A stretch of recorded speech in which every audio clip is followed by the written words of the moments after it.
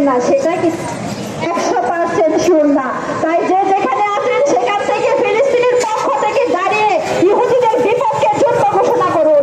আজকের এই যুদ্ধ ঘোষণা না করলে আগামীতে মুসলিম থাকবে না, শুধু ইহুদি থাকবে। কিন্তু আমরা ইসলাম যদি ফলো করি, কোরআন ফলো করি, তাহলে ইসলামে একবার বিশ্বে একমাত্র বিস্তার করবে। ফিলিস্তিনিতে পতাকা উঠবে, বিজয়ের পতাকা উঠবে, পুরো বিশ্বে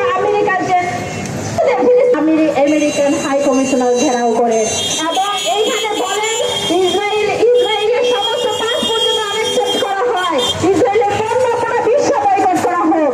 তাহলে অর্থনৈতিকভাবে আমাদের ফিলিস্তিনিদের পাশে আমরা যেখানে আছি, যারা বড় বড় অবস্থানে আছেন, যারা বড় বড় বিশ্ব আছেন, মুসলিম ফিলিস্তিনিদের পাশে অর্থ দিয়ে দাঁড়ান, খাদ্য দিয়ে দাঁড়ান, বস্ত্র দিয়ে দাঁড়ান এবং জনকণ্ঠ হিসেবে নিয়ে দাঁড়ান।